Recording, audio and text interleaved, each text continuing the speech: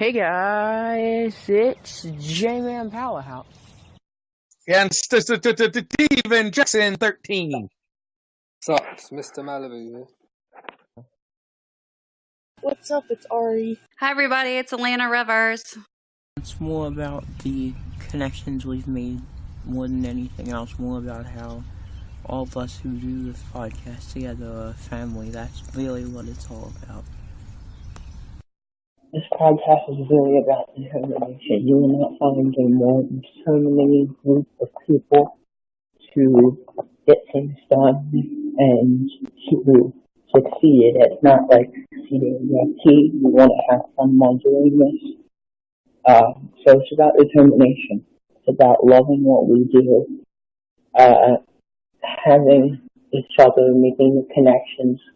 It's more about the connections than the actual subscribers or views. It's about how close we've all come with each other. It's about the family. It's about the feels. And we love it.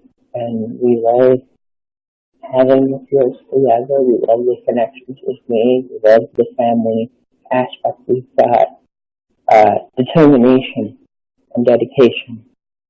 And most importantly, this podcast is about family and feels. Hello, my name's J-Man Powerhouse, and welcome to the Life is Feels podcast. Hey guys, it's J-Man Powerhouse. And Steven Jackson 13. Don't steal my entrance. J-Man Powerhouse. And Steven Jackson 13, the better one. Sucks, Mr. Malibu here. And Steven Jackson 13. What's up? It's Ari. Hi everybody, it's Alina Rivers. J-Man Powerhouse. You're listening to the Life is Feels podcast. We hope you stick with us and go through all the emotions and all the feels. The Life is Feels podcast starts right now. Previously on Pretty Little Liars, the perfectionists. What brings you to Oregon? I'm joining the faculty at BHU. I thought it was hard when I was a teenager, but it's nothing compared to the pressure these students are under. I really hope that I can connect with these kids. I think I can help them. Mona, I brought pie. What's that? That's Beacon Guard, the school security system. It's made BHU the safest campus in Oregon. Nolan Hotchkiss. He's super smart, but he doesn't belong here. By my calculations, he could be dangerous. My mother's gonna say to you that you're here because you remind them of my sister. It's more than that. Why do they do everything you ask them to do? I don't care if you keep seeing your rocket scientist. To the rest of the world, you and I are still a perfect couple. Have the authorities found your dad? Man smart enough to embezzle millions of dollars from his clients isn't going to be found. Oh, Dylan, same arrangement as last year. You'll do the papers for Ava and me. I'm done with Nolan, and I want to stop what he's doing to us. You could kill him. Thorn Hall. We push him off the roof. Yeah, but that's just a fantasy. It's Nolan Hotchkiss. He's dead. What the hell just happened? Was this our fault? Answer me, damn it. Rewind.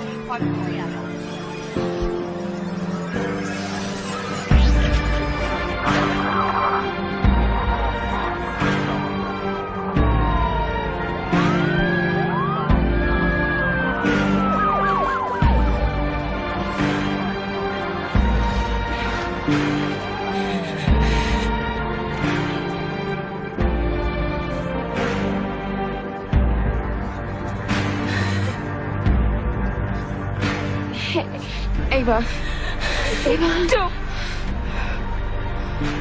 That's exactly how you imagined it. I know how this looks, but... We need all students to return to the dormitories. Let us walk you back. We can just go somewhere to talk, please. Ava. I can't.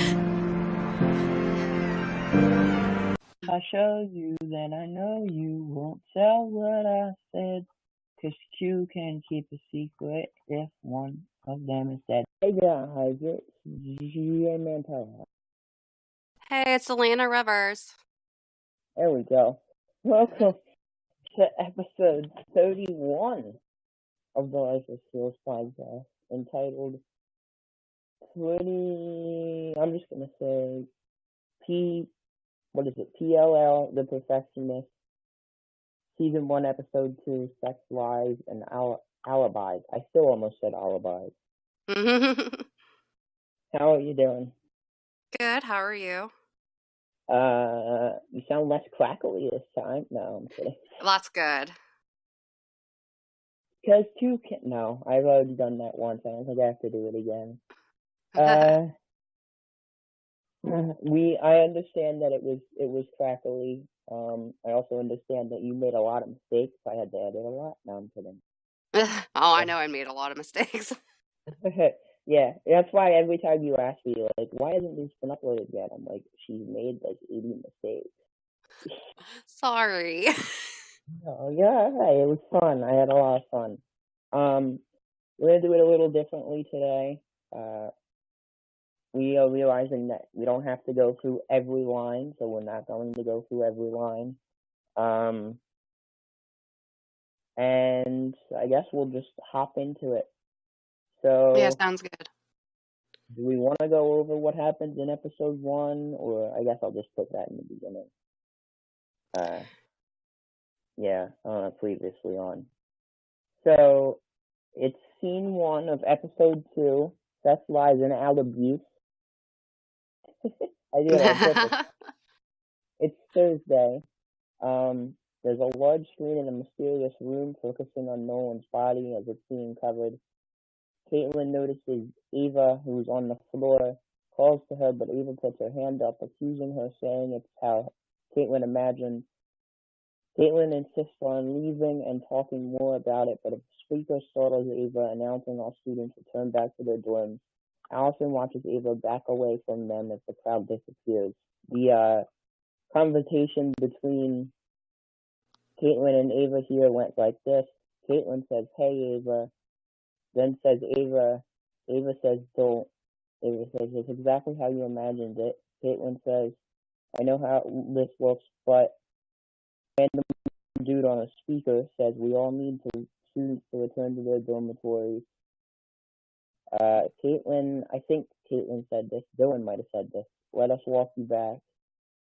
Caitlin asks if they can go somewhere to talk. Ava says, "I can't." And then the theme song hits. I ask you, you can go first. At this point, like, I kind of wonder if Ava thinks it was Caitlin, being that she's the one that, like, it was exactly how she said she wanted to do it, and, like, you know, she puts her hands up and backs off, and that's when she's backing off, and she's like, "I can't," and, like, when I watched it, I thought, I bet, like, she's thinking, if it wasn't Caitlin, it was either Caitlin or Dylan, like, that's just too much of a coincidence. I don't think she thinks it's Dylan. I think she thinks it's Caitlin. And again, we've talked about Dylan's character and how we actually feel about Dylan's character. I don't think she thinks it's Dylan. No. There's more conflict between her and Dylan later. Yeah. I don't think she thinks it's Dylan, and I think she thinks more that it's Caitlin than it is that it's Dylan. And she's just afraid in this circumstance to talk to anyone. I mean, her ex-boyfriend just died right in front of her, so you kind of can't blame her. No, and especially how he died. I mean, like, if I was her, like, I always try to put my mindset, like, if I was that character, like, how I'd respond, and, like, exactly how she responded is probably how I would. Like, I would just be in total shock and just get away from me. Like, it's exactly how you said it. I don't want anything to do with you. I don't want, like, so how she reacted, like, yeah, I don't blame her one bit. So we turn into a SpongeBob moment and get a 3 days later, as we started on Thursday. It is now Sunday. Ava's in her room, which is very dark, is this where she's wearing Nolan's sweatshirt? It is. She wears it a couple times in this episode. She wears it a couple times later in the season too. Basically, she's just drinking. That's pretty much all I could say about that. Yeah. I mean, I don't really know how else to describe that. She played ping pong with the cups and kept knocking the cups over. I mean, besides that, it's depressment. Right. Which, Yeah, I mean, how else is she supposed to handle that? Like, I don't. I mean, she probably could have handled it better, but like, it's definitely, like I said, like, you know, she has every right to be handling it the way she is, you know. I mean, I couldn't even imagine being in her shoes, and I mean, I probably wouldn't be getting like shit-faced, but I would definitely be depressed and everything. Like, So Ava is just sad in the room, playing ping pong with the cups and knocking the cups over. We head to Dylan. It's time for your two favorite people again. Dylan's apartment, and he has a nightmare of him and Ava. Nope. Him and Nolan hooking up. Andrew notices he's uncomfortable, hands him a cup. They must have wasted a lot of money on cups in this episode. Teaching classes is resumed so they can go back to normal. Dylan with the interesting line of, leave it to Nolan to haunt us in life or death. Andrew asks why in life, as he thought Dylan only did work for him because they were friends. Dylan backs up, retreats, blames a lack of sleep for the comment. Andrew says that after the funeral tomorrow they can move on. Dylan basically says he doesn't want to talk about Nolan anymore, and then they kiss in the scene ends. I don't like Andrew. We've gone over this. I know. But he, like, the main reason I don't like him, though, is that he is constantly at Jeremy. Or not Jeremy, Dylan. He's... Wrong person. We're not there. That's next scene. Oh, is it? Oh, sorry. Yeah. Now, what's the reason? Like, he was, like, asking him about, you know, like, well, how did, you know, Nolan haunt you in life? You know what I mean? Like, it's always about... He's a very protective boyfriend, so what's wrong with that? I know, but he's just shady as all get out. I don't know. If you want to go into the next scene, you can, or I don't know if you have anything to say about it. He's a protective, like, there's some people in relationships who are, like, too protective and too clingy, and I kind of see Andrew as that here. But I also understand, as I just read the next scene and realize there's more cups in the next scene, so they must have used a lot of money on this episode. But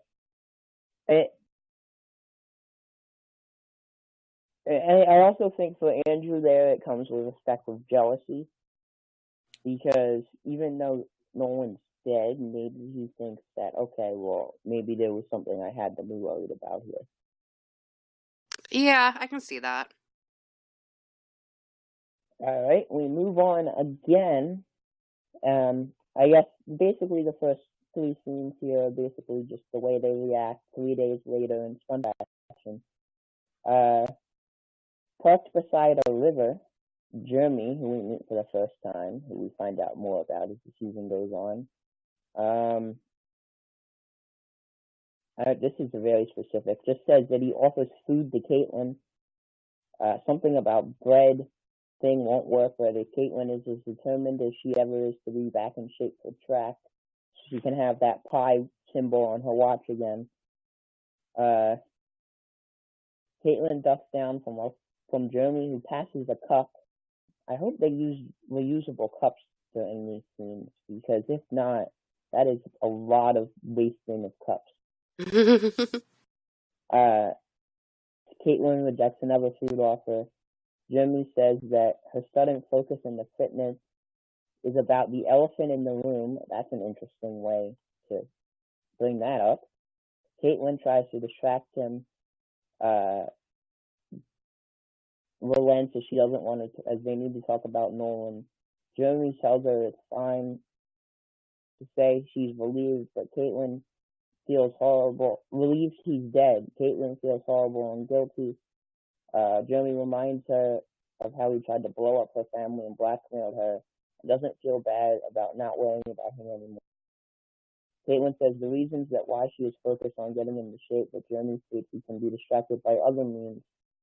Caitlin worries that someone might see them. Jeremy goes, not Nolan. Much amusement as they begin to kiss, and the scene ends. What an ass. I will say when he said not Nolan, like, I did chuckle. Like, yeah, but still, like, too soon, man. Even though it's been 3 days, like, it's not like anime characters. 3 days to get over a relationship and just get back in another one. Like, come on now. You can't. Not Nolan, no. I knew someone was gonna say something like that. I didn't expect it to be him. And then of course the only other aspect here is the them hiding out thing. Mm-hmm. I understand that they really like each other, but I think they should stop hiding out. Oh yeah, I totally agree with that. I mean, I get why they have to, but now, I mean, at this point, there really isn't any reason to, and they still, as the season ended, still were hiding technically. So I don't really get the point of them still hiding. I think it's all for appearances because, like, even though Nolan's gone, like, I think they don't, like, the perfectionists anyways, they don't want to be, like, seen as guilty. And you know very well, like, if Caitlin all of a sudden has Jeremy, she's going to have attention drawn to her. So I think it's all for appearances. Mm-hmm. They're not called the perfectionists till later. Later is when it becomes official in this episode. You just kind of everything. Yeah. Well, I'm just saying, like, the three main characters, like, they're his posse, and if all of a sudden, like, Caitlin was known to be dating Nolan, and so a couple of days after he's dead, she's already moved on to someone else, that's going to look very suspicious, and that's just going to draw all kinds of attention to her, and that's why I think she's still trying to keep it. What happens in high school, though? Isn't that exactly what happens? They break up, and then a day and a half later, I don't need you. Yeah. So, I mean, technically, are they in high school or are they in college? They're in college. They're in college, but I was kind of confused. Like, when it first started, I thought it was kind of like, it's called like a prep school. It's kind of what I thought it was until, you know, I realized, oh no, it's not a prep school kind of thing. It's a university. I realized it wasn't prep school when Ava delivered the line and said, "Welcome to BHU University." Besides that, I'm just saying, like, the kind of environment, I guess, like, I think that's where I was just kind of like, at first. Because I will say, like, I was kind of distracted at first whenever I sat down to watch it. So I probably missed that part. So I said I didn't think. I realized quick that it wasn't like a prep school thing, but at first that's what I thought. I'm keeping that in because the ums is going in whenever I do the next blooper reel. So that's not. I'm not taking because that was amazing. I'm an kind of person. I noticed. You didn't do that many last week though, so. I say like a lot too, all the time, especially when I do my own videos. Like right there, it annoys the crap out of me because I have no control over it. We had the scene 4 as we calm down a little bit. Well, some of us do. Allison doesn't. And she's ranting on the phone to a repairman to fix the "we're watching" thing. Is that what it said? In the wall. The caller replies, "It's his drug addiction and doesn't have a record of it, asking if there's anything else he can help her for. Allison reports that he hasn't helped her but needs a repair. Just as she leaves a notification checking her phone, she's shocked to see a text from Nolan asking her to meet her on the roof of Thorn Hall as she gets the text from a dead guy as the scene ends.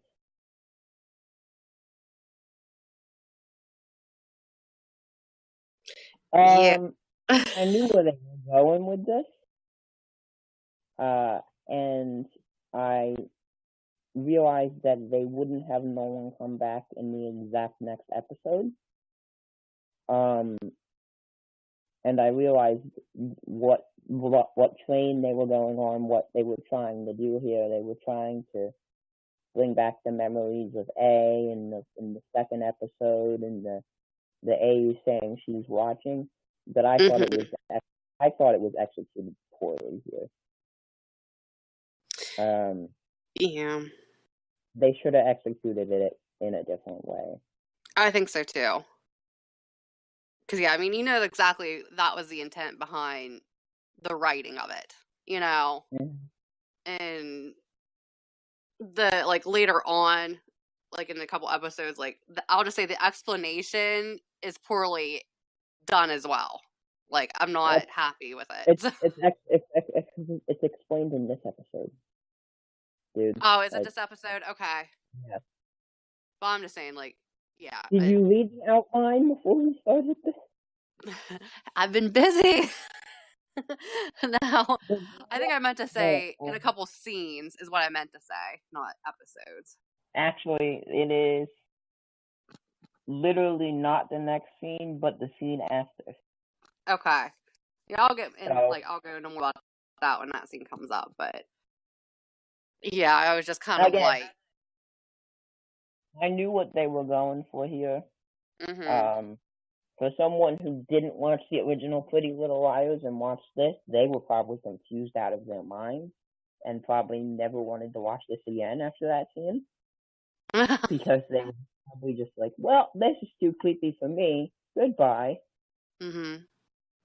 Well, okay, you can edit this out if you don't like this, but can I explain, before, Pretty Little Liars, I actually watched the original, what I thought it was about? Someone says you can edit this out. When someone says you can edit this out if you don't like this, I'm not going to edit it out, so just go ahead. Okay, before I watched, the original Pretty Little Liars, I would see, the clips, I guess, of, the episodes and stuff, and so before I ever watched it, I thought the show was about this girl named Allison had died, and we're getting texts from, her ghost, kind of a thing. That's honestly what I thought. So, I don't know if, like you said about people not watching the original Pretty Liars and watching this show, I'm wondering if those people are thinking the same thing I thought about the original Pretty Liars, oh my god, it's his ghost coming back to, haunt these people.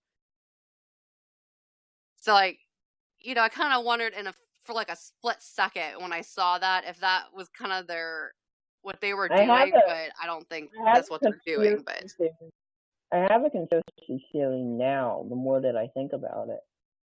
I actually think it was Taylor. Oh, that sent the message. Yeah. I kind of agree in a sense that, I don't think it was Nolan that sent the text. I think somebody else did. I mean, it very well could have been Taylor. But I guess, I don't know if it's in this episode, but, and again, you can cut this out if it's not. Somebody had said that, the reason why if it was Nolan, he sent that message to Allie is because he trusted her. And I disagree with that because he only had, one real conversation with her. So, I can't see him wanting it. If he was going to tell somebody that, what he was going to tell them on the roof, I can't see it being Allison because, like I said, you only had, a one conversation with someone. Why would you pick that one person? I would pick somebody that I trusted, not someone that I only met for, in a classroom for a little bit. But here's the thing is, did Nolan do research on Allison beforehand, though? So maybe if he did, If he Maybe he did, knows more than he thinks he does. I understand that, but if we go with think of all the stuff that Allie had done in Pretty Little Liars. Like, if he did his research, would you honestly think he could trust her? That's a good point. Alright, do you have anything else to say? No. Alright, we're gonna move on. Is Caitlin and Dylan, I don't know what this word means, but they meet at a cafe. This part really has nothing to do with they offer each other milk and sugar, and I thought Dylan was flirting with Caitlin here, but I guess he wasn't. Dylan notes that she's quirky, and as much time as they spend as Nolan's fake friends, they don't really know much about each other than, stuff you can find in yearbooks. Caitlin says that's what Nolan wanted, with Dylan adding, it'll put them in a position of power. A random group of students, like this is watching Degrassi, randomly comes up from behind to rush to a TV monitor where they talk about Nolan's death, which is now a homicide. Caitlin asks Dylan in a whisper if they're going to the conversation in the woods didn't happen. Dylan says it was just a conversation, right? And tries to call Ava to no avail. Dylan says the funeral is tomorrow, and it can't look like he wasn't your best friend and my perfect boyfriend, finishes Caitlin. That they're relieved he's gone. Not gone. Murdered, says Dylan. Scene ends.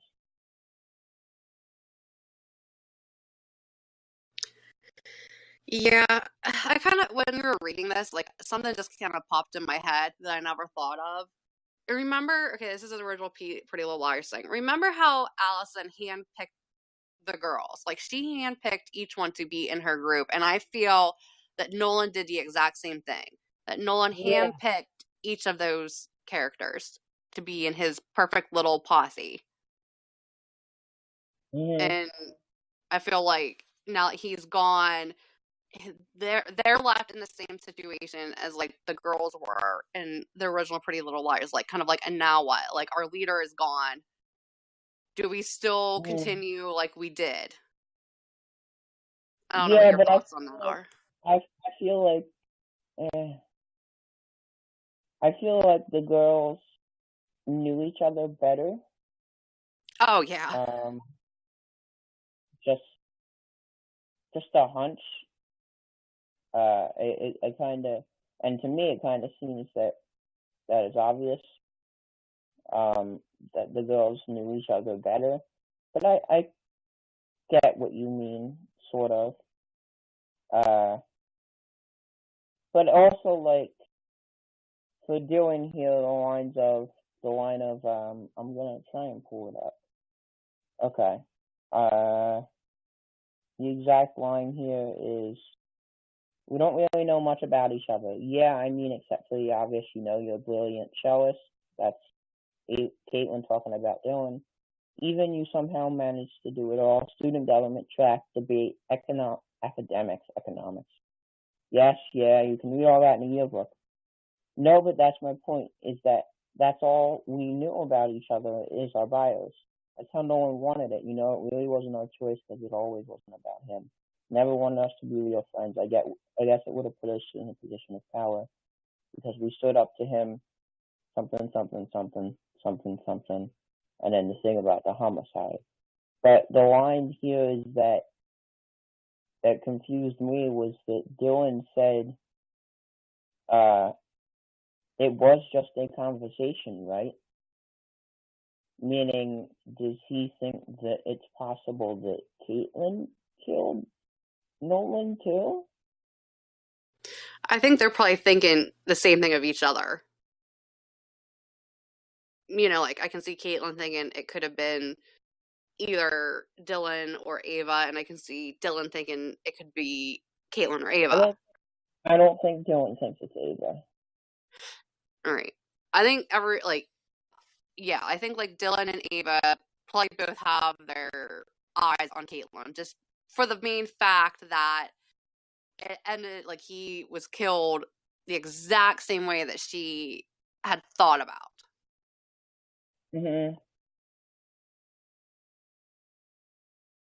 But I I just can see them all being like kind of suspicious, I guess, of each other.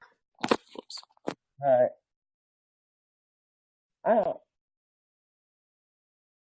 I just find it interesting how, like, none of them think that it's Dylan. I mean, Like, yeah.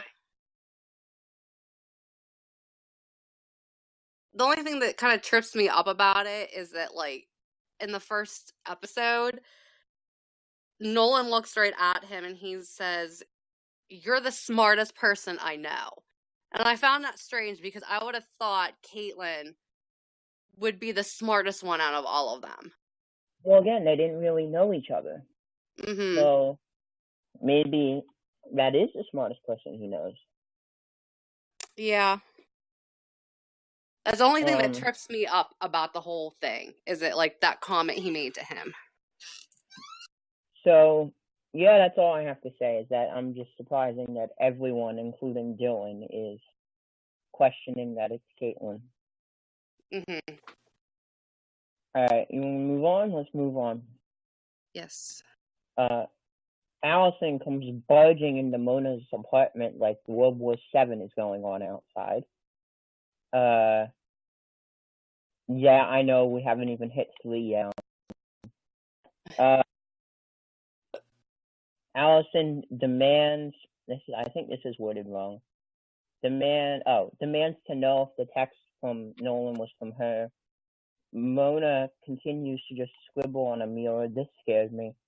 Allison looks around at the amount of papers, drawings, and notes in the wall and asks if she's been held up in here since his death. Mona whispers that she's the reason he's dead, and Allison stared, asked in a shudder if Mona is the reason she's dead, meaning did Mona actually kill him. Mona questions Allison on what kind of person she thinks she is, something Allison can't answer. That was funny. Mona asks why she's here, but Allison shows her the text. Mona is confused if Nolan was meeting her, but Allison clarifies that she just got that text by the dead guy, whose body they saw while he was dead. Mona says she got the text before he died last night, so it must have been a network malfunction. Allison tells her she knows what this looks like, and Mona, before Allison can finish, goes, "Like you killed him?" And Allison's response is, well, actually, Allison doesn't have a response as the scene ends. Before you say anything, the exact line by Mona here was,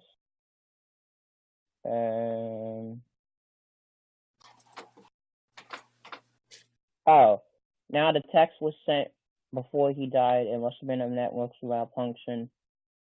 Yeah, basically the same thing I said about Allison says she thinks someone is messing with her, and Mona just says that it was just a malfunction. Okay, now you can go. Okay. Like, obviously Allison thinks it's all like an A-light kind of message. So I can see why immediately she thinks of Mona. And like she walks in and she finds Mona like just in like a chaotic environment altogether, and she's acting chaotic, you know?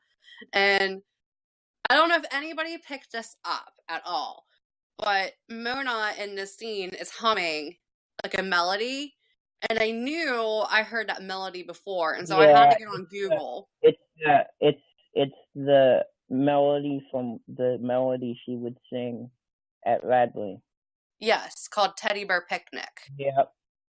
I didn't think anyone else noticed that either. I noticed it only because I had to watch the scene, not because I wanted to and not for this. I watched the scene like 3 different times, so I could tell. Because I watched it the first time and I was like, that sounds vaguely familiar for some reason. And then I was like, okay. So then I looked and I was like, yeah, I knew that sounded familiar. Yeah, and the lyrics to that song, I found like almost like, I don't want to say like ironic, but just like it talks about like if you go down to the woods today, you're in for a big surprise. So like I immediately think like of them three, like Ava, Dylan, and Caitlin in the woods and like just discussing like what they were discussing, and like the next line of it is like, how's it go? If you go down in the woods today, you're in for a big surprise. If you go down the woods today, you better go in disguise, because every bear that ever was is surely to be there, because today is the day the teddy bears have their picnic, is how it goes. Because I just found that strange, like that she is the one humming that, because I still feel like, I know everyone thinks it's Mason that was in the woods listening. I really do think it was Mona in the woods listening. But now I just looked at. Oh, you have a collaboration with someone. Am I still allowed to upload this? yeah, that's fine. I mean, I don't think she's gonna care. Well, now that since you said part 2, I have to upload the other part. God damn it. There's 3 parts. I accidentally deleted the 3rd part to it. So her and I have to go and redo the whole 3rd part again. I was like livid yesterday. Okay, well then I will just look at that later.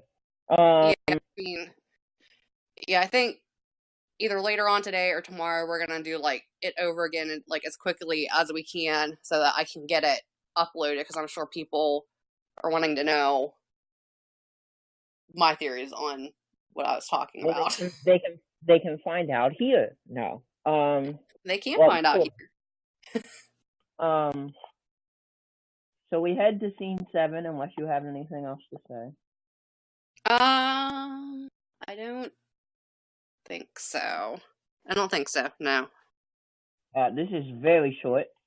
We go to Ava's depressing state again, as she's in her dorm and continues to cry, remembering when Nolan cheated on her, deletes the phone calls she gets from Caitlin and Dylan, looks at herself in the mirror, smelling Nolan's shirt, closes the window, and closes the blinds, now numb to her pain. Scene ends. This girl's depressed. Yes, but as we have seen in this episode and last episode, these 2 episodes together have been filled with nothing but mirrors. Yeah, I didn't think about it that way. So, like, you mentioned, like, I did a collaboration with another girl. She had sent me a thing about, like the Agatha Christie book, And Then There Were None. Well, Agatha Christie wrote another book, and it's called Murder by Mirrors. And I find that very odd, especially with this show being filled with nothing but mirrors. I like that kind of like a connection between those 2. Yeah, that's a good point. Maybe that's the 3rd episode installment. Maybe. Death by Mirrors. Could be. There has to be something with these mirrors. There's reasonings behind that, and there's also reasonings behind the crazy red and blue colors too. I know there is. There's mirrors on the wall. Who's the fairest of them all? Sophia Carson is playing Descendants in everything she's in. She is. She's missing the blue hair. She's missing the blue hair. That blue hair, though. Oh man. Yeah, I get. There is a lot of mirrors here. There's not really much. I'm not really a fan of people wearing other people's clothes. I know this is gonna sound wrong, and I'm probably gonna get hate for this, so I should probably edit this, but I'm not going to. But especially when someone's dead, in my mind, wearing someone's clothes. First of all, he cheated on her. Mm-hmm. So if he didn't cheat on her and they died and they were married and they were married for like 20 years and then he died, then I get it. But he cheated on you. So why are you wearing his clothes? That's the only You know, problem I have with this. I kind of wondered when I watched this scene if, and again, it was kind of like for a brief second, like I don't really, like this isn't really one of my theories, but when I watched it, I thought kind of what you're saying, like, yeah, like it was cheated on, like she should be angry at the whole thing and not, I mean, I get she should be depressed and stuff too, but like wearing his clothes and the way she's acting, like getting drunk and all that, I honestly thought at that moment, like, It kind of makes you think she killed him. yes, that's it. Yeah, like she has a guilty conscience, and that's like, you know, because she pulls that shirt up, like almost like up over her nose, and she's just like standing there, and she's like weeping into his shirt, and it's kind of like, I wondered that, like, you know, is she acting this way because like she is the one that actually killed him, and like this is her way of, I guess, grieving at the same time, but being like, oh my god, like I'm the reason why he's dead, and that's her mindset. So the thing here is that, well, the flashback is when Nolan says, "That's what's not a good look on you," when he gets caught cheating. And then there's a song that plays, and I didn't get in trouble for doing this last week, so don't think I'm gonna get in trouble for it this week. Although I don't know, so I'm just gonna do it anyway. It goes, "I've tried to cry because maybe I did, and I can hold on to something. Hold on till this all ends. I'm so numb to the feeling, numb to desire. My mind is on fire, but I can't feel anything. Well, I can't get copyright for it when I sing it wrong. I can't feel anything anymore, numb to the feeling, numb to the desire. I'm caught up in the fire, but I can't feel anything anymore." Yeah, I need to start paying attention to the lyrics on these songs.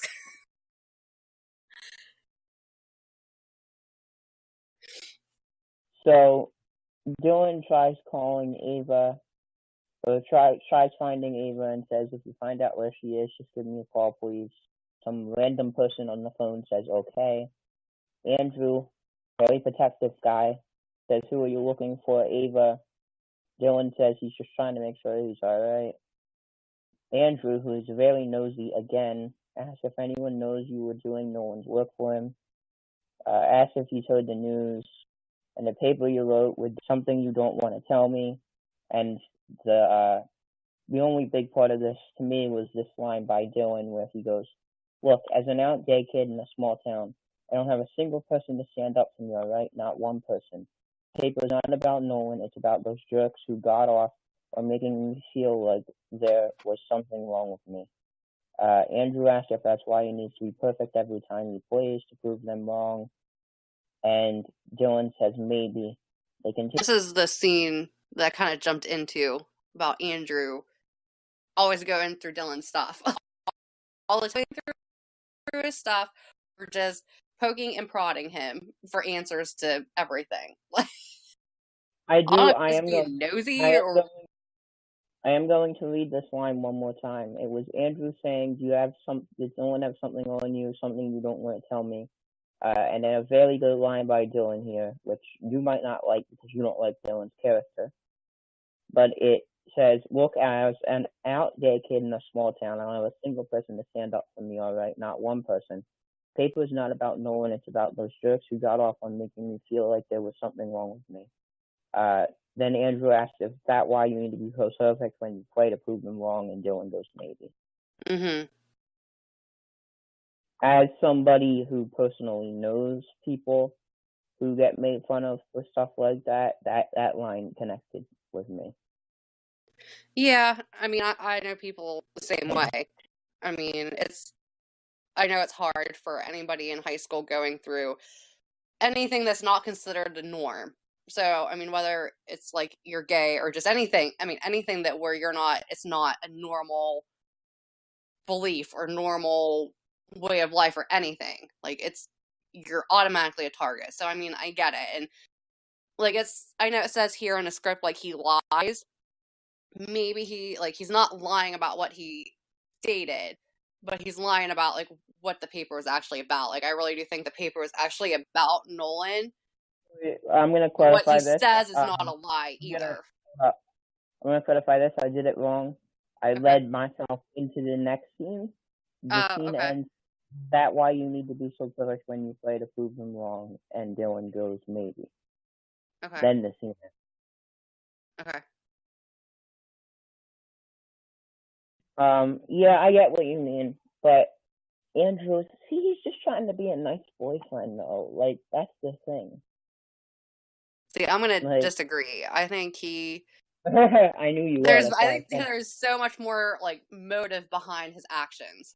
It's not just taking care of someone that you love. I guess I really do think like down to his core, like he's shady, and there's other motives behind everything he does.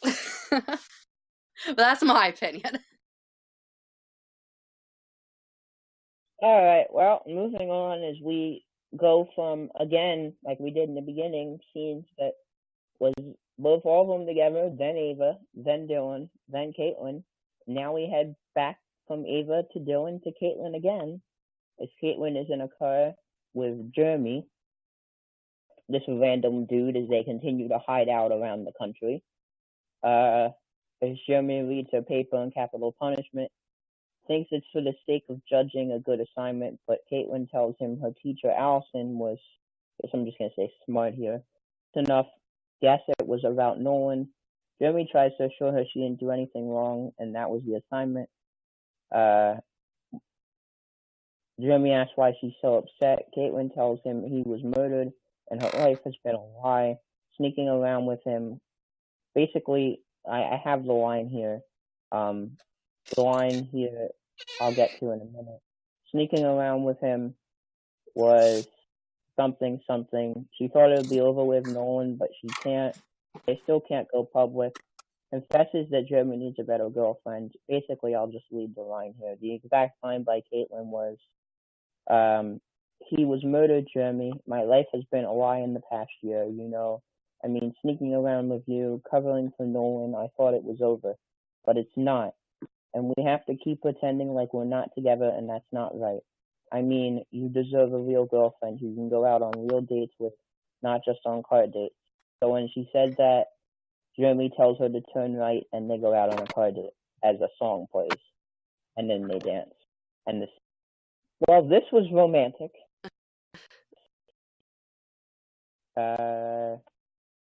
I guess. I mean, maybe. I don't know. Yeah. Again, the fact that they're like still hiding out is what confuses me here. Yeah. Yeah, but I mean, it was kind of like a nice gesture by him to just kind of like take her mind off of it for just a couple of minutes, anyways. I thought he was gonna drive her in the car and then be like, they could get to the place and then he's like, "You're right, we're done," and then just leaves and drops her out of the car and then just leaves. They'd be like, "Well, damn, he's going straight fire." That's what I thought he was gonna do. Oh, really? No, but kind of what I wanted to see happen. Because I was like, I don't know. Again, it's just weird to me that they can't be in public with it, if you know what I mean. Yeah.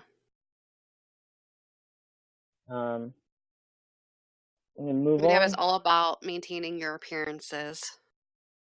Yeah. All right, so we head to scene 10. We're back in Mona's apartment with food. I love food. Mona says she thinks she's the reason. Again, I'm going to pull up exact lines here. Mona says she thinks the reason that Nolan is dead.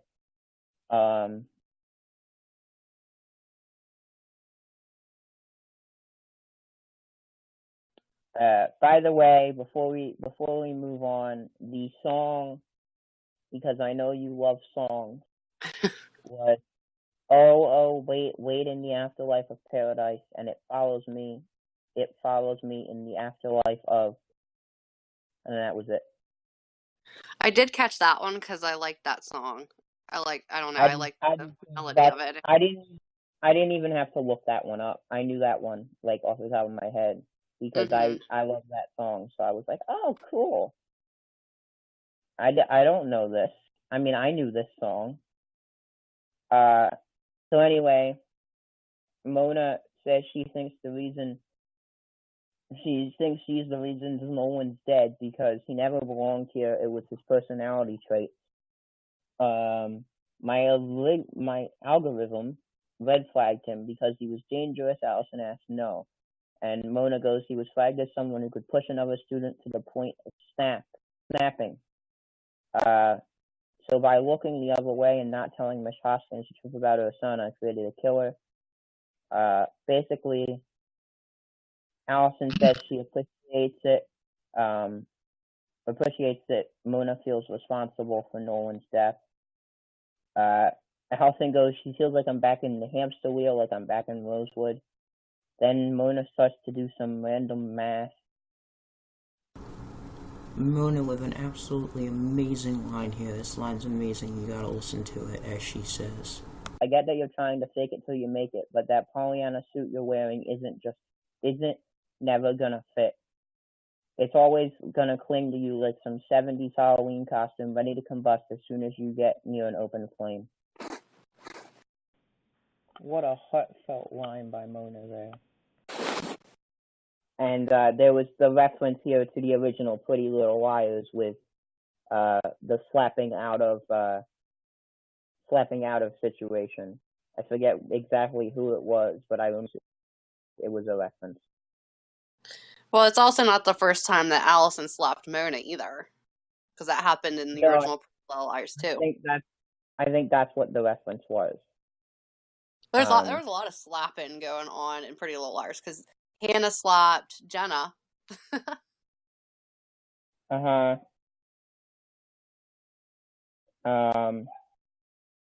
So here's that line again from Mona. It goes, I get that you're trying to fake it till you make it, but that Pollyanna suit you're wearing is just never gonna fit.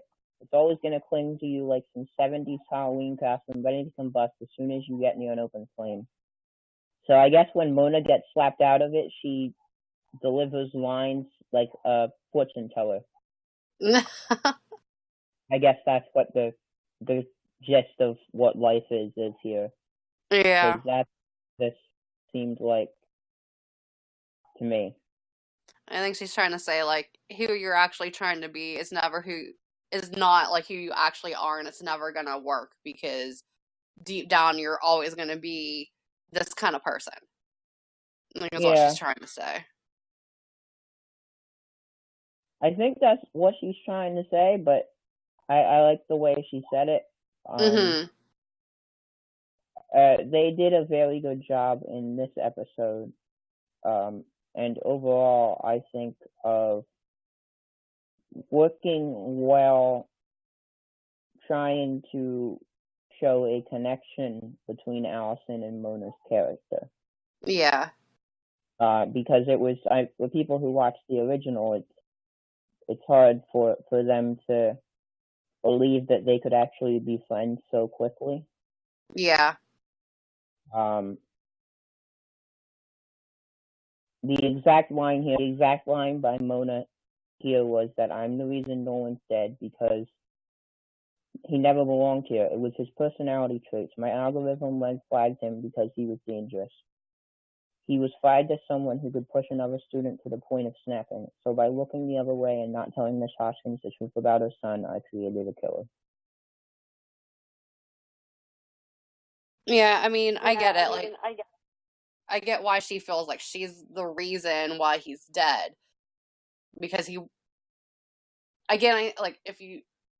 some of my videos I said that, like, I think Mona, it's like her own little, like, new game. And she's looking for certain personalities, and he wasn't part of it, but she felt like he had to be because of, like, who his mom is. And by keeping him, she put everybody else at risk, and well, he ended up dead, and it's, in a sense, like, it's her fault, but it's not her fault. If that makes any kind of sense. Mona's very good at math, apparently. Mm-hmm. So we go to more creepy scenes as we hit scene 11, and Ava is in her room, and Caitlin and Dylan come in while she's asleep. That's not weird. Ava wakes up. Caitlin says, Caitlin says, look, we didn't kill. Well, first of all, Ava says, what the heck are you two doing here? Caitlin says, look, we didn't kill Nolan. We need someone. I'm just going to say they. They say, okay, we need you to understand that tonight. Ava says, how did you get in here? You haven't left your room in days, was their response. They said it wasn't hard to convince the RA to let us in. Dylan says, yeah, we just said that your friends were concerned about you. Ava goes, we're not friends. I think Caitlin said it. And, yeah, so Ava says, we're not friends, and then the scene ends. Basically. Mm-hmm. That's what happened, but Dylan and Caitlin were basically just telling Ava that they need to act as if everything's okay. Need to make sure. The exact back and forth here was, look, we didn't kill Nolan, okay? We need you to understand that tonight. Ava asking, how did you get in here? They say, you haven't left your room in days. It wasn't hard to convince the RA to let us in. Yeah, we just said that your friends were concerned about you. We're not friends. Excuse me, why don't I make you some coffee? Why don't you tell me why you're here? Okay, we know how this looks, but our conversation in the wood about Nolan before he died. You mean before he was murdered? Did I wish for him to go away? Yes, but I didn't make that happen. We all talked about it. We were walking home. We heard the silence. That's why we went back.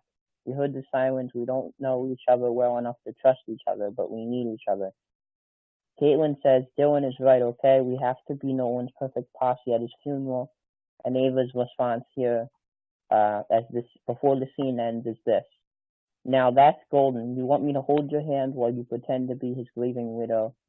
Caitlin says, yes, Ava, please. Ava says, you hear yourself, I loved him. Dylan goes, look, we get that it's a lot to ask, all right. But until they figure out who really killed Nolan, everybody at BHU is a suspect. Everybody, even though we didn't do it, we all have secrets that make us feel guilty, and we can't risk having the cops digging around our business right now. We just have to lay low and keep playing our roles, right? Unless you're that one person who has nothing to hide, and then the scene ends. Ava kind of made it seem like she had nothing to hide here. Well, they don't know what her secret is, which I don't think anybody knows what anybody's secret is, really, but... Well, not in this episode. Yeah. As you get farther along, they do. They find out what the secrets are. Apparently, Ava just needs a new lock on her door. Because it scared the living heck out of me. Yeah, it's definitely not fun to wake up and see someone standing there watching you. Yeah. So what did you think about the scene, about Ava having trust problems with him? Like, do you blame her, or? No, I don't blame her, but I also liked how she kind of gave it to Caitlin about, how Caitlin and them both want her to act like Caitlin's the grieving widow and to hold her hand while, it's actually Ava that is the one that is grieving. Yeah. Alright, well, it is now Monday, and it's time for the funeral. Oh, great, this will be fun. Claire greets Caitlin as she walks through the door, tells her they should sit up front, as that's what Nolan would have wanted. She nods as Dylan and Ava follow her. Claire did actually look at Ava here for a span of, 2 seconds. So that was something, because Nolan's mom doesn't really like Ava that much. So we knew that this was interesting. Reaching out Nolan's casket, Caitlin gets teary-eyed, but is confronted by Dylan, who rubs her shoulders. They sit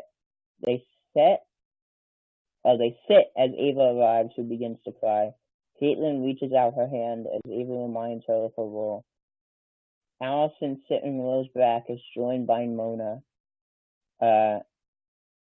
Mona asked Allison if she said anything with the cops. Allison said no. Mona then confirms that tells Allison that there was a partial blackout from Beacon Guard that night around the time of Nolan's death, including those around her house, cell phone service included. So no one can confirm she wasn't at her house. The exact quote by Mona here is, "So I don't have an alibi, but I don't have an alibi." Allison clarifies. Mona says anyone who says they were at Allison's house is safe. The trio's phones begin to buzz as they receive notifications from Allison, learning Allison's called them all multiple times. They look back as Allison waves back, and Jeremy, sitting in front of her, locks eyes with Caitlin.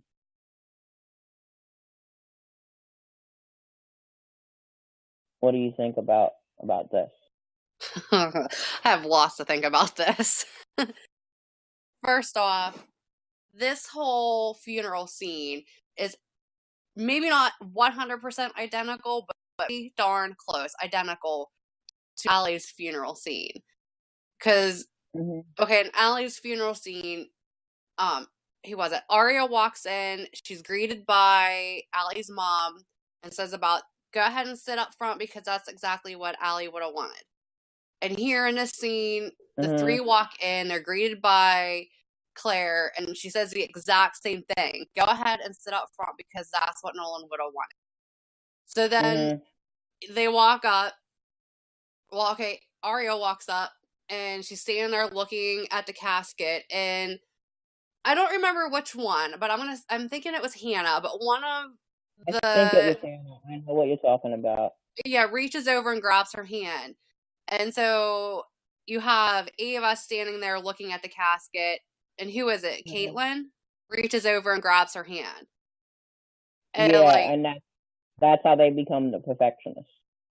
Yeah, and there's another funeral scene. I don't remember if it was Allison's funeral scene or whose it was, where they all locked hands in the original Pretty Little Liars. Just like they did. I cut it ahead. Oh, did you? Yeah, I'll tell you why. It says, in the back, Mason arrives, apologizing to Claire. She gives him an understanding hug, knows that despite them not being close the past year, childhood friends are always lifetime friends. A man announces that everyone takes their seats. The two walk up the aisle until Claire departs. Mason stares at Nolan's casket and sheds a tear when he leaves. Dylan, looking at Mason, basically says he thinks he's faking it. And then as the service goes on, Caitlin reaches out to hold the other two hands, unifying them as the signature three perfectionists. Okay. What did you think of Mason's character right off the get-go here? Right off the get-go, I didn't really have a whole lot to think of. Like, I just was surprised that they brought in a new character that was... They brought in two. There's another one that comes literally right after this. But at least him, that you find out, he has all these connections in the past with Nolan. And it makes me wonder, why isn't he part of Nolan's, perfect posse? Now, anyways. Maybe in the past he was, but... Maybe he's the one who killed Nolan. Maybe. The service ends, and we get to meet Dana Booker. Wait, did Dana Booker show up before this? I'm not sure if it's in this scene. I know... No, she does not. She just shows up automatically after. So yeah, so the service ends, and Ava confronts Dana Booker. Angry, she's here to take advantage of the vulnerable state to grill her once again. Dana says she's sorry for her loss, but informs Ava she's no longer with the FBI. Dylan and Caitlin come to aid Ava and ask if everything is okay. Dana responds that things are far from okay. A student was murdered. As BHA's head of security, she's here to investigate and will bring whoever is responsible to justice. She leaves, leaving the three stunned, and the scene ends. So that's the end of scene 12. There's still something about this scene that I wish someone would explain to me, because I have, like, my technology skills are, like, next to zero. When Mona explains to Allie that Beacon Guard was down for like an hour and a half, okay? That's why she didn't receive that message for 3 days later. I don't understand that. Like, if it was only down for an hour and a half, wouldn't that message have gotten sent through once it kicked on after that hour and a half? Like, I don't understand why it took 3 days for her to receive that. Do you have an answer to that? Maybe her phone was off. I mean, let's think about I don't it know. Like, I logically. just can't like wrap my head around it, and that also like makes me wonder, like, does this campus have its own Wi-Fi? Because I think, like, okay, if it does and it's on your phone and your Wi-Fi goes off, the Beacon Guard goes down, wouldn't she still have data? Like, wouldn't it?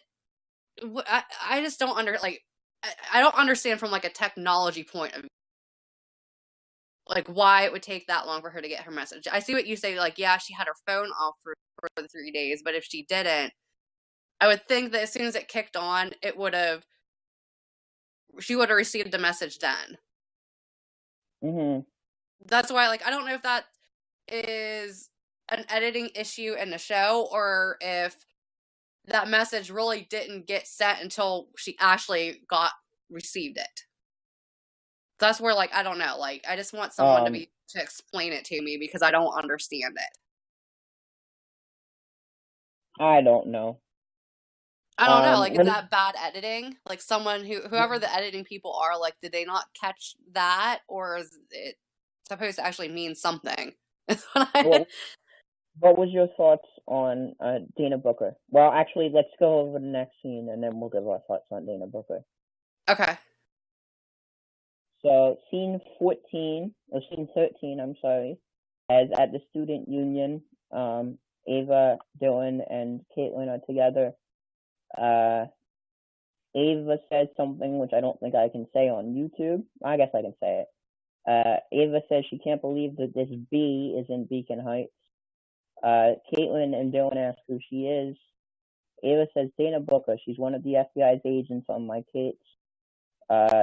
She thinks I know where he is. Ava then says she doesn't know where he is. Caitlin or Dylan asks, why leave the FBI to become a school cop? Ava goes, well, it's not just any school.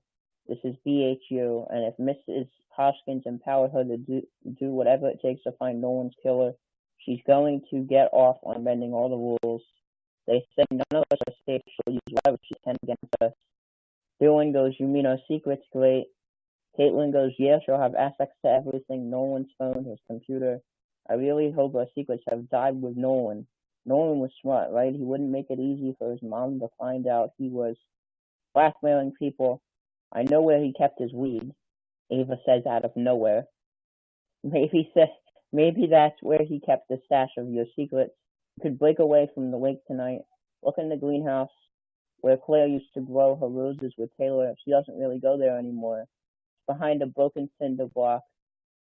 They ask Ava if she's coming with us, and Ava's exact line is, well, they're not my secrets, so why would I? And then the scene ends. Ava's acting as if she has nothing to hide here. Mm-hmm. What did you think of that?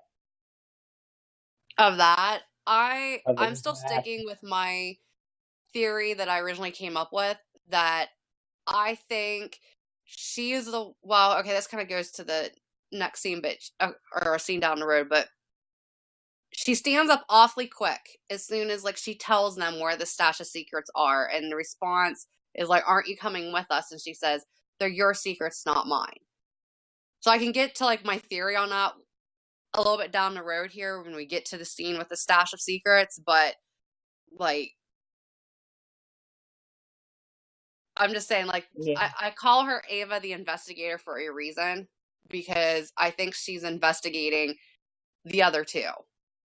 Because I really think that she thinks one of them did it. So when that scene down the road comes, like, I can get into my theory about that, but I guess that's where I'm going to end on that. I just think that Ava is making it too, kind of like, she's making it seem like she did do something here, and, like, not that, like, everyone knows, at least, until Pretty Little Lies gives us a crazy reason, and at the end she just turns out to kill everybody. Spoiler alert on what I think's gonna happen. No. But I think that Ava is making it seem like she's the reason for all this here, and I don't necessarily agree with that. I kind of wonder if, like, maybe Nolan didn't actually have anything on Ava. Like, maybe their relationship was truly genuine, and that's why she was part of his posse. It was just because of that, and, like, that's why she tells him, like, they're your secrets, not mine, because maybe he didn't actually have anything on Ava. Anything else you have to say? No. So Allison and Mona are back in Mona's apartment, because apparently no one can be in Allison's apartment.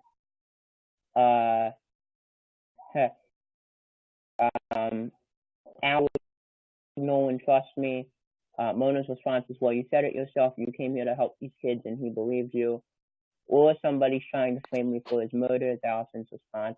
Mona just goes straight forward and goes, well, yeah, that's a possibility. Want to stay for pie?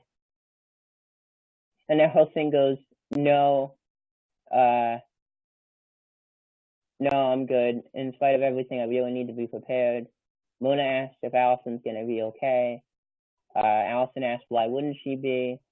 Mona says, in the past, I know in the past we've been more frenemies than friends, but I want you to know that Allison said that. And Mona said, are you trying to say that you care about me?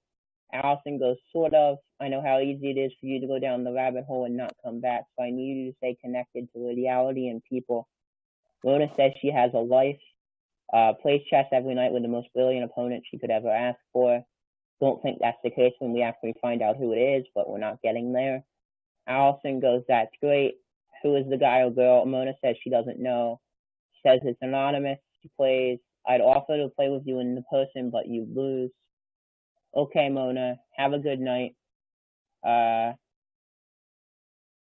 And, well, it's just Mona sighing and playing chess on the computer as the scene ends, as Mona says goodbye to Allison. We see Mona playing on the computer, and then the scene ends. I know this is not the case, but whenever I watched her explain about, like, her partner in the chess game, I honestly thought it was herself. I did too, at first, actually. I mean, we know it's not true, but I did. I thought, the way she said it, I thought she's referring to herself. I figured she was sitting there playing, like, I don't know, just like she would move and then she would run to the other side of the table and make a move on that one. I don't know.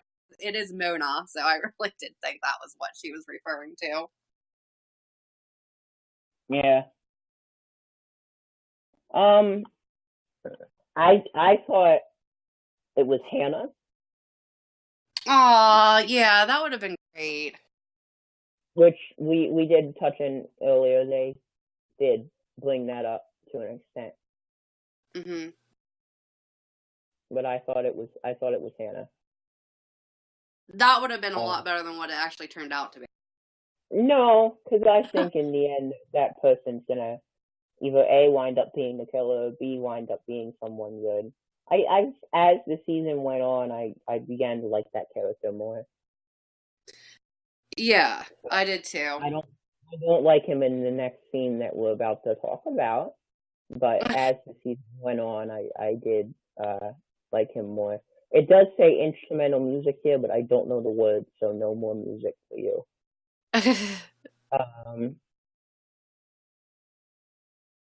We head to, I guess, where are we now? We're in the woods, scene 15. Oh, no, what? The Hoskins house. Dylan basically says in a singing voice that it feels good to breathe. Spencer. See, I did it too. Caitlin asks Dylan if he's all right.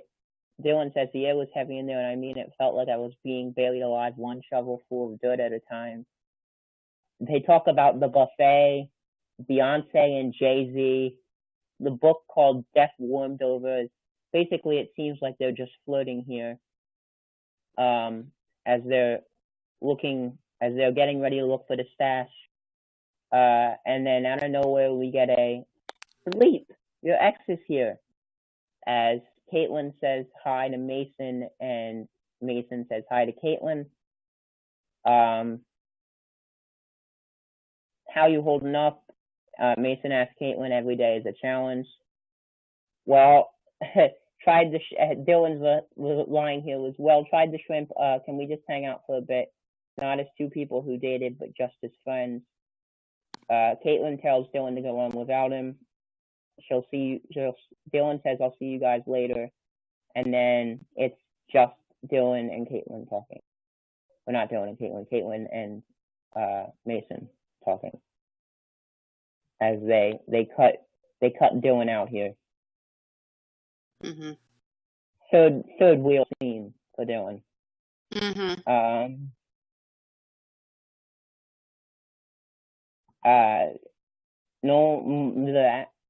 Mason says, I can't just imagine a future without Nolan. We found the way to push all our limits. Caitlin says, I mean, that wasn't always a good thing. When we were together, you didn't seem still to be his number two. Nathan goes, yeah, Nolan was always going to be number one in everything he did. You know, you and I both know that. I've learned to accept it. I don't know if I could be that big of a person. I'm way too competitive, you know. You're Mason goes, you're competitive? I would have never guessed. As we see Dylan finding the secret spot, Mason tells Caitlin he knows she loves to win, but also had a big heart. Tells her if she needs anything, even an alibi on where she was, he'll help. This was weird, because this made it seem like now Mason thought Caitlin was the killer. Caitlin questions why he thinks she needs an alibi. Mason vaguely says they all need one killer is thought, and they all need one until his killer is caught. Dylan finds an anonymous note instead of the square stash box, revealing someone has a secret. Original thoughts on Mason? I still didn't see, like, it's not until I think the next episode that we see a different side of him, but I still felt like watching him in the funeral scene and this scene, like, I still, like, thought he was, like, a genuine character. Like, I think being him and Caitlin, which I was shocked to find out they had a past, I think he does genuinely care about her. But I think that he also thinks that maybe there's a possibility that Caitlin could have done it, and that's why he's offering her an alibi. What are your thoughts? I agree. I also thought at this point it was because Mason killed him himself, but now I realize that that's not the case. At least I think it's not, until they tell me that I was wrong and make me cry. Right. Which we all know eventually in some way is going to happen. I don't know. Mason's character here, I didn't like him per se, but like as the scene went on, and like I said, as the season went on, I began to like her more. Mm-hmm. So now, can I talk about that stash of secrets thing? Yeah. Okay, so yeah, Dylan finds a note in place of the stash of secrets. And I'm pretty sure the note was written by a girl because just how the handwriting was. So when I said about like the whole theory on Ava, she tells them where the stash of secrets is, and it's almost like a light bulb went off in her head, and she immediately stands up. I think when she left that scene, she went and got that stash of secrets. I think I really do. I mean, I could be wrong. A lot of people think it was Booker, but I think it was Ava, and I think like she, again, like I think she's investigating them because she thinks one of them did it.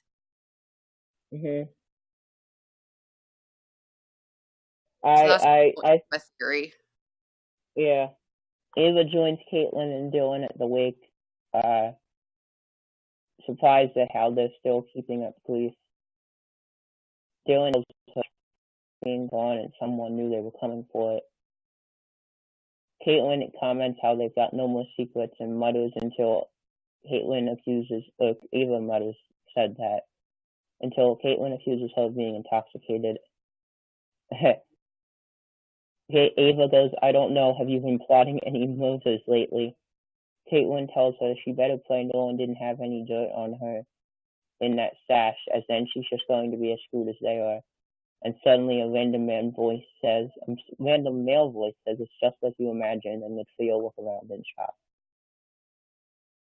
Going back to spot of their conversation, the perfectionist confirms someone heard them that night. They find a gum wrapper, which makes them automatically think it's Mason. Dylan asks if she was always this negative, and Ava taunts him to cover her dark, declares she doesn't care about him or her or anything. She doesn't know why she's here and tries to leave, but is stopped by Dylan. Tells her he's sorry and that they know it's been harder on her than them. Ava replies that he is Andrew, Caitlin has a family, but Ava has no one but herself, and walks away. The exact line by Ava was, there's no sticking together, Dylan. There's no sticking together. Dylan, you've got Andrew, and you've got your family, and I've got, well, me. It's just the way it is. The scene ends. Yeah, my heart really goes out to her, especially when she says that, because it's like, you know, it's the truth. Like, she relied on her family so much in her life, and now they're gone, and she doesn't have anybody. Yeah. But I want to know with this scene, like, everybody in this scene is carrying a candle, and Ava shows up, and she's the only person in this entire scene not carrying a candle, apart from the creepy voice, probably. But I just found that strange. Like, well, where was Mona in this scene? I don't know. I don't remember seeing Mona in this scene. Because originally I thought this was Mona. I was like, wow, that's a very creepy voice we got there. It's one of those voices, like, I don't know if they're using one of those voice manipulators kind of thing. Just the way it sounded. Like, it's so raspy and it, like, the person takes off so quick, but it was almost like you caught a glimpse of, like, a stupid black hoodie kind of thing. The only thing I'm going to say here is that there's more tension between Ava and Caitlin here. And Dylan's kind of just like the third wheel again, and he's kind of just like, well, you know, we kind of have to. The line by Ava, which I lost because I deleted it because I'm stupid.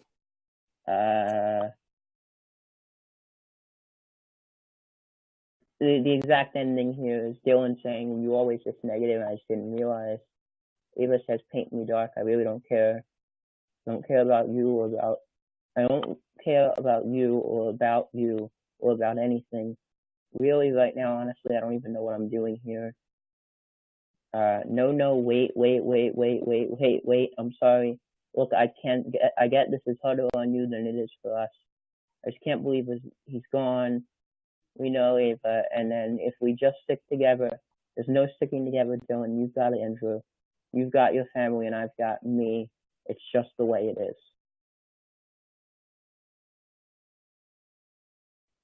Very good. Again, Sophia Carson with amazing job delivering lines here. Mm-hmm. It's just the way it is. Sad music. Sophia Carson does a really good job with that, no matter what is the situation. Right. But this just made Ava's character seem even more depressing. Yeah. Which I'm happy as the season along, she got less depressing because Sam's really depressed here. Oh, yeah, really. I figured she'd be like that the whole first season anyways, but I'm glad she wasn't or isn't. Yeah. Alright. Scene 16, as we have 3 left. You ready? Yep. Alright. So we go to Allison in the Union pulling herself some coffee, and basically Dana is looking at a picture of Allison's daughters. Says she's at VHU, new head of security. Note she picked a new job. Dana says it might be the right week. Allison excuses Dana so she can continue to prepare for classes. Says she's distracted by her daughters wanting to tell her something, clarifying that her class read a book justifying murder. She requests to read the papers. Allison asks for a search warrant, but Dana says she doesn't need one. As stated in Allison's faculty handbook, which Dana adds that she signed, Allison says she has files on her desktop, and Dana ominously states she knows where to find her as she bids her good night, and the scene ends. Interesting conversation here between Dana and Allison. And I would Dana like to... randomly Oh, sorry. The pictures. They randomly looking at the pictures of her and Emily's daughter. Mm-hmm. I would like to know what everybody else's papers were about, not just like the 3. Like, I would like to know, because Mason's part of that class, and I'd like to know what his paper was about and his ideas of the concept of, like, is it okay to murder a murderer kind of thing, and to really, like, read, well, I guess you can't read Ava's because it was Dylan's paper kind of thing, but I'm just curious what everybody in that class had wrote about, not just the perfectionists, I guess. Alright, so we're going to cut to Ava real quick and then we'll cover both. Scene 17 is Ava in her dorm on her bed. Sets up her phone to read a voicemail. Drinking more alcohol and more cups as they waste more. Dylan saying he's here for her, and Caitlin with the same message of support. Ava lies on her bed, beginning to cry herself to sleep as scene 17 then ends. So, what did you think of, I guess, both scenes here? So, like, it's interesting. Ava's depressed again, and the other scene of Allison and Dana was just kind of weird. Yeah. So, yeah, I mean, it kind of shows Dana Booker's character, you know, that she, just how she is, I guess. Getting to know her, which I don't like her at all, but... No, I didn't like her at all here. She had pictures of the woman's daughters, for crying out loud. Right. I mean... Weird. yeah, I just, like I said, I'd like to know what... Yeah, I'd like to know I'd know what Mason wrote. Yeah, and even what Nolan wrote. Like, I want to know what Dana, what her conclusions were reading everybody's papers, which we never, the papers after this episode, I don't think have been brought up since. So that's what makes me wonder, like, I wish I knew what went on in these papers. Because that would, that would be helpful. Maybe someday we'll find out. We were younger then. Life is Strange references. Alright, let's move on to scene 18. We head to... you can hear me still, right? Yep. Alright, we head to scene 18 as Allison arrives home to hang up her coat, feeling the breeze. That is my door, so you could probably still hear me. Feeling the breeze of the window she did not leave open. Turning the lamp switch on, revealing Claire in the dark. This was weird. Yeah. Says this isn't a bad time. She tells her, I hope this isn't a bad time. Claire says this was her daughter's house before she went missing, before she took her life. Allison apologizes for not speaking to Claire at the funeral. Claire says she's getting drunk in her living room. She can call her by her first name, offering her some. Claire gives Allison a drink, says Taylor loved the house.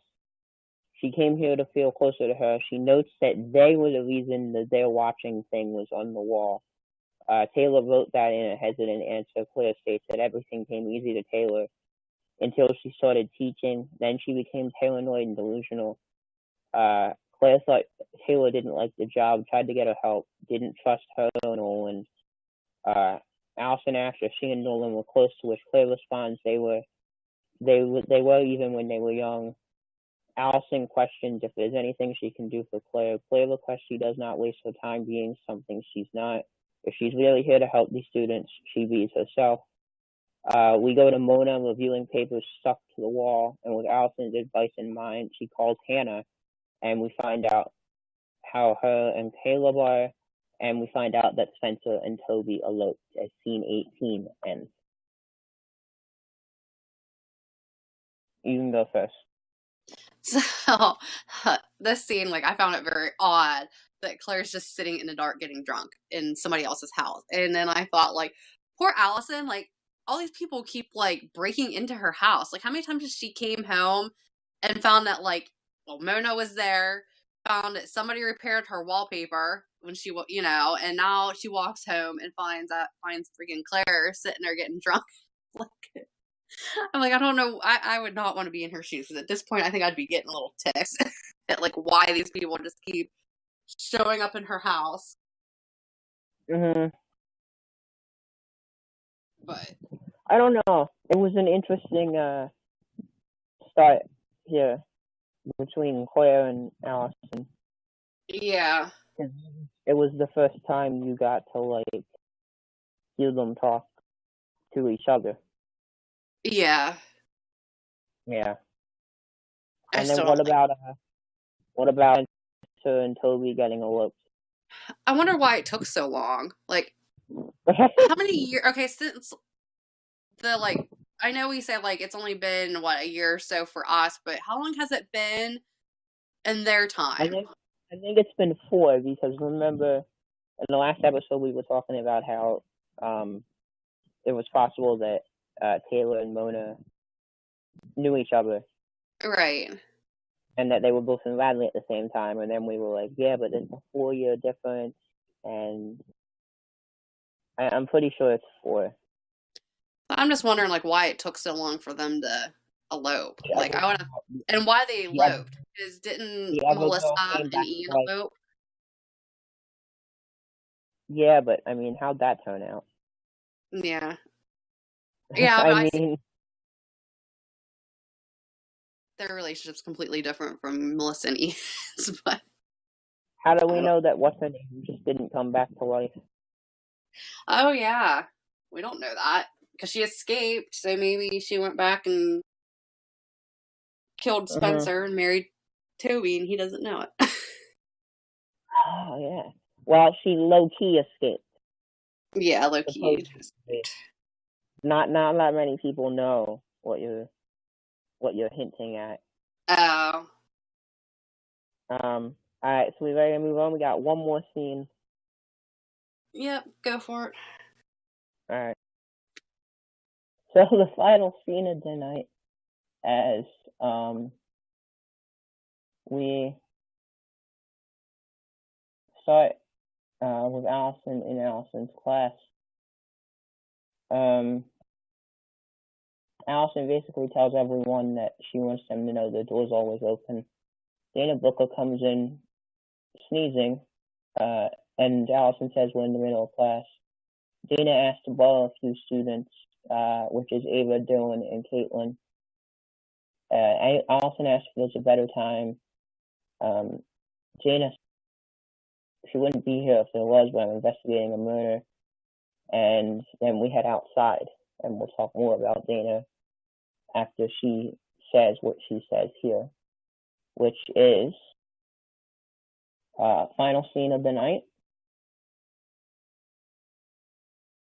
Sorry to pull you out of class, but I understand that the three of you were close with Nolan, and I just wanted to know where you were the night he was killed.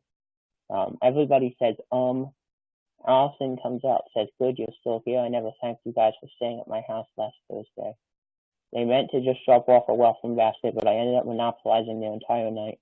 They were with you the night of the murder, Dana says. Don't get me started on Agatha Christie's decision to totally violate the rules of writing by making it nearly impossible for the readers to figure out the crime on their own. I mean, you can ask the three of them. They know for experience. They can talk for hours. You've convinced me to read the book again, Dana says.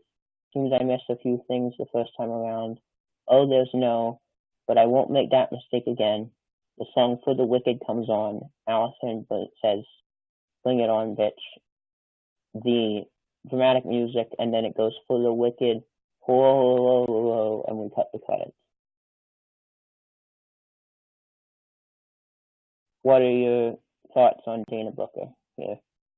And Allison as an alibi. I don't like Dana Booker at all. And like, I know I always say that, but I really don't. I don't like her. And her stupid sneezing gets on my nerves every time she needs to freaking announce herself. But I find it curious that, like, Allison again has brought up about the book, and Dana says, you know, this is the second time you've told me I need to read the book. Apparently, I missed a few things around. So I still, like, and even, like, after here we are, season's done, I'm still saying this book is a big part of this show. And the whole alibi thing, like, I like keep saying, you know, remember who Allie was in Pretty Little Liars. Like, Mona told her during the funeral that she doesn't have an alibi and that anybody that was at her house is safe for now. So not only did she create an alibi for these three students, she created one for herself. And I have a feeling it's gonna get twisted around, and at some point she's gonna be like, well, I gave you an alibi, so whatever she needs them to do. Like, everyone thinks, oh, you know, she gave these kids an alibi, but, you know, she also did it for herself. So don't forget that. Yeah. The three kids, Ava, Caitlin, and Dylan all just stared at Allie like she was crazy when she delivered the line of bring it on here, but which apparently is a reference to something. Yeah. What did you think of episode 2 here? I liked it. I liked the first episode and the second episode. They're probably about my favorite episodes out of all of them, except for, like, the very last one. So I really enjoyed this episode very much. I agree that episode 1 and 2 out of all of them were the best. You said that you think those are the best 2 episodes, including the finale, or? Yeah. Well, these are my favorite 2, but, like, I also really obviously enjoy the last 2. So there's, like, out of all of them, 3 episodes I really enjoy.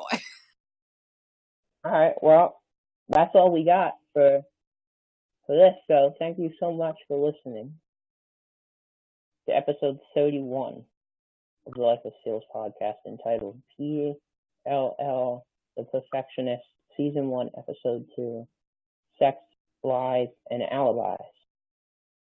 For J-Man Powerhouse. And Elena Rivers. Always take your shot. Seals is life. And remember, folks, life is Seals.